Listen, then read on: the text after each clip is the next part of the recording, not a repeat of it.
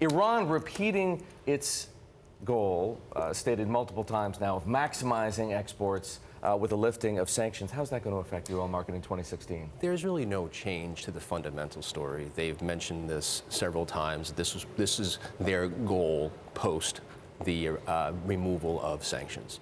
Now, consider that pre-sanctions, they were producing 1 million barrels more than they are producing today. So it's understandable where that capacity could go, but it'll take some time. So we would think somewhere in the neighborhood of 500,000 barrels increase throughout 2016, yet it still is lower than where they were prior to the Is that offset by cuts in U.S. fracking production? So when we think of the U.S., BI has mentioned this late in 2014 and into 2015, the resiliency of the U.S. E&P industry. We've seen this throughout 2015. There will likely be some reduction in 2016 given the CapEx cuts in 2015 and in 2016 to come. Is it barrel per barrel? Likely not. We will still likely see the U.S. production relative to the significant CapEx cuts in 2015 and 2016. We will likely see a very resilient U.S. Now, Vince, speaking of resiliency, I have a chart here in my Bloomberg. Perhaps we can bring it up. It shows that the S&P 500 Energy Index has dramatically outperformed the price of oil. And of course, there's so much more that goes into this than just oil prices. But if oil were to stay where it is today, well underneath $40 a barrel, how much more resilient can those stocks be? Well, I'm talking about the resiliency of. No, I realize that. I'm just extending the resiliency idea to something different. Well, I would think if you take a look at what has occurred throughout the equity markets for the E&Ps throughout 2015, it's been a very tough environment. Even the more defensive, the lower beta names, such as the integrated names, have had a pretty tough year.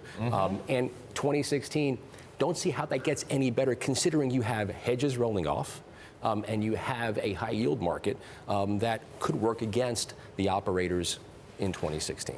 A story that we seem to be getting right into now at the end of the year is the convergence between Brent and West Texas. You can see on our chart how they have been moving ever closer together, and right now, as Vonnie mentioned, same price for both. Brent was trading below West Texas earlier today. Is this because we're going to export oil now? You've removed that governing item, but yet you still have the fundamental factor of elevated inventories across the petroleum value chain, whether we're talking crude or distillates or refined products in general. So there's a lot of wood to chop to get through in 2016, given that we have inventories roughly 30% above the 5-year average, crude inventories. There's a lot to go through in order to tighten those balances. You need that demand to come on through. You haven't seen it so far with respect to the seasonal heating demand, and you're entering a spring maintenance season for the refiners with heavy inventories, and that typically, when when maintenance season does come into play, you see less refining demand. Anders Corr of Corr Analytics, just to bring it back to the geopolitical conversation for a moment, when Iran does start coming back with oil, 500,000 barrels, will it be a smooth process? Is there the potential for misbehavior here?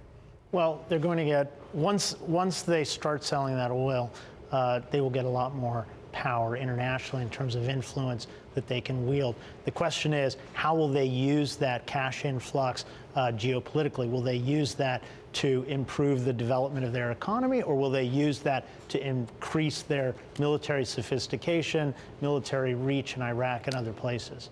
Well, Russia this morning out with some Russian officials out with some comments blaming Saudi Arabia for destabilizing the world oil markets. How's that relationship going to work, and is that going to be something we need to worry about in 2016? Well, Russia is pretty close with Iran. Russia and Iran are allied right now in Iraq and Syria on the fight against ISIS. Saudi Arabia is on the other side of that, so you can expect Russia to support their partner Iran geopolitically.